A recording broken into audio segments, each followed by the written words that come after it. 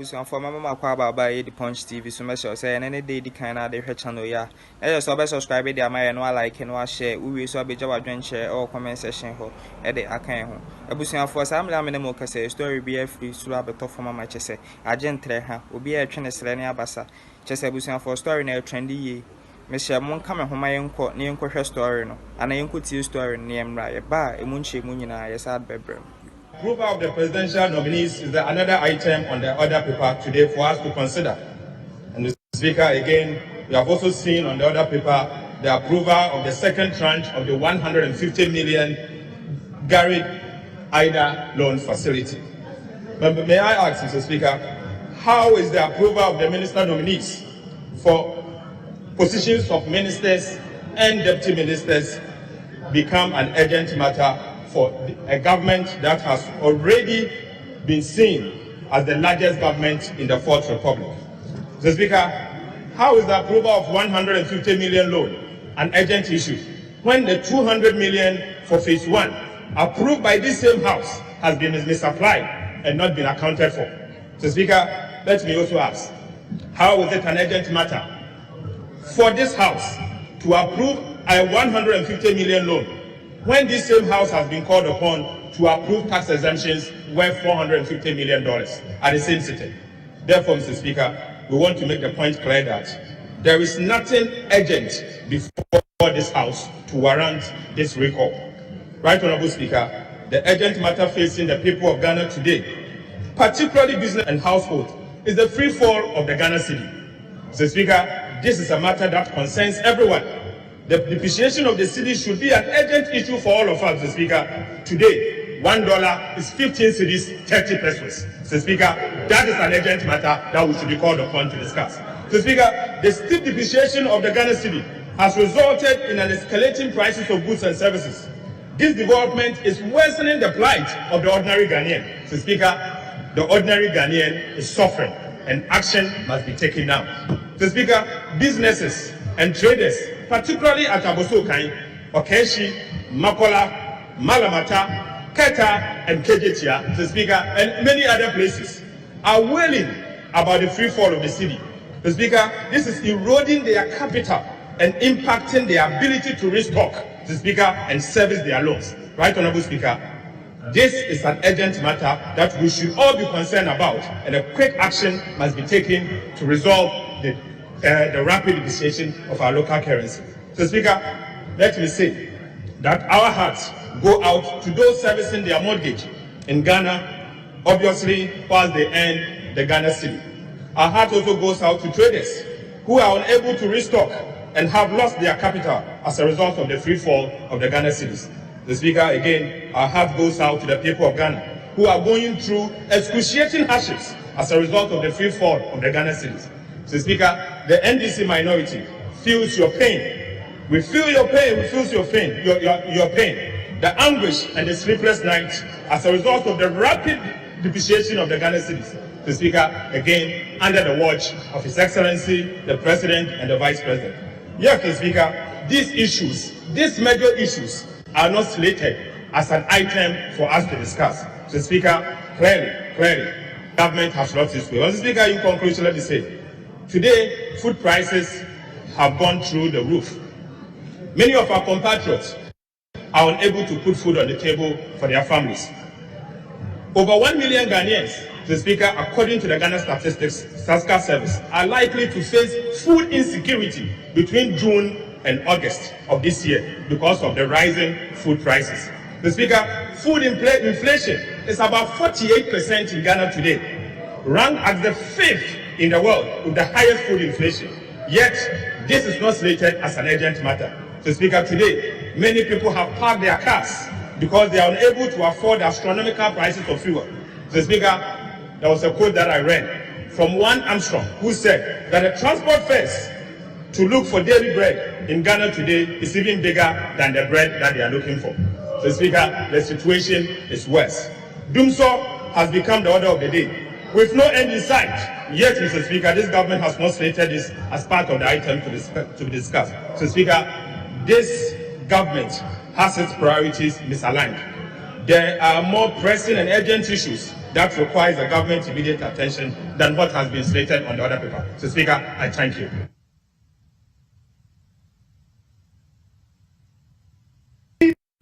Interviews for a year to Forson, I just yatina no asama or change how I see depreciate must see crampono. A year $1 is to 15 cities 30 pesos. I just watch musa a year Oshe education bibian ye Oshe we are seeing na the whole world ye pan ye toss of fire for your dian a boy din into Oshe a country state as you speak na a deben pan a urgent sa question a out of force a bisa kofado say dem pan urgent emergency a change this current air enema air cosono a out of force any abri pan after this no a majority leader Afenyo Markins also better na no asem so ne ho na ye Zanetor Rawlings sorry I just on so dey it me kasa e wo ne kasa ma just anya segeto enko head to aso majority leader.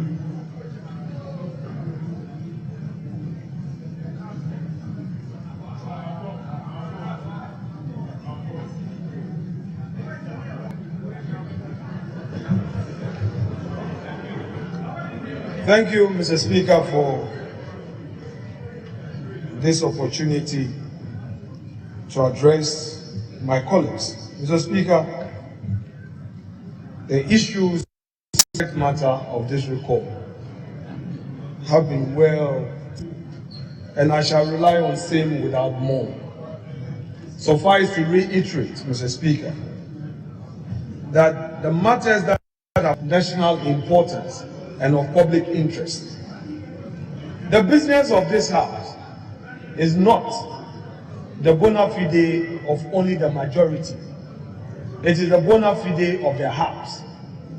It comes therefore as a surprise to the Speaker that the minority leader sees certain matters as urgent to the national economy, yet he and his colleagues sleeping on the job have not found it necessary to raise these matters for us to consider. This is not about political rhetoric, but Mr. Speaker, taking serious steps to address national issues. Perhaps, Mr. Speaker, on this recall, I need to remind the minority that within the last 2 months, government has paid contractors in excess of 6 billion cedis. I repeat, 6 billion cedis. These monies, Mr. Speaker, paid contractors have enabled them to get back to the roads. We know what is happening in our constituencies. We know that contractors are back to site. Road works are ongoing. We know that, Mr. Speaker, food inflation is not 48%. As the minority leader wanted to tell us, it is not 48%. Mr. Speaker, there we go. I listened to him quietly. Mr. Speaker, you know, I've always said that they are not Democrats. They are intolerant. We listen to the minority leader in silence. But when you are punching them, they can't take the punch. We help you. I sat down. I took notes. And that is you.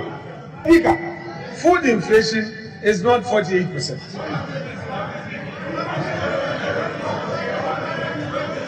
Mr. Speaker, this government acknowledges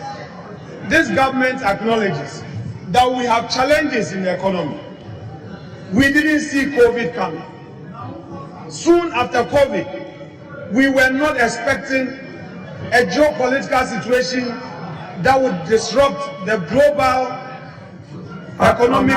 Honorable Majority Leader, just a minute. Honorable Zanetor, I've seen you on your feet for some time now. What is amiss? Mr. Speaker, I take some offense by the majority leader's statement, implying that the NDC caucus is not democratic or tolerant. I do not feel that if we have all become elected members in this House, which represents the entire country as the legislative arm, he should stand there and declare that our side is not democratic nor tolerant. And I think he should actually withdraw that statement.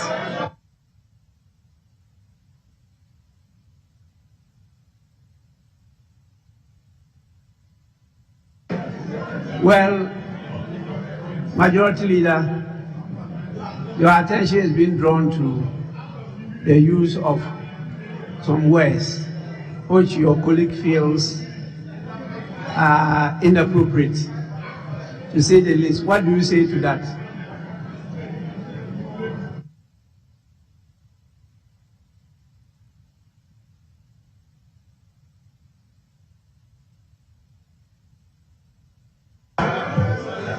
Mr. Speaker, I was stressing the point that they should tolerate divergent views. Mr. Speaker, the point was that when the minority leader was on his feet, we all kept quiet and listened to him. And it was my turn to also have my bite. But Mr. Speaker, Honorable Zanetor Rawlings, if how I put it is a problem, Mr. Speaker, it's only appropriate that same is withdrawn. Except to say that they should tolerate me. Mr. Speaker, by their fruit we are knowing. Mr. Speaker, must protect the majority leader when it's at the dispatch box. Honorable members will specifically be calling names so that we don't use general words. When we hear a member that is intolerant, mention the name of the member. Then I can apply the necessary sanctions. Please. Okay, Mr. Speaker, thank you. Mr. Speaker, but before I proceed, let me make this application to the minority leader and his wits. That I have spoken to my colleagues that anytime you're on your feet, they should listen to you. And they did just that. It's becoming one too many, the way we get disruptions and all. So, leader, I am the leader of the house.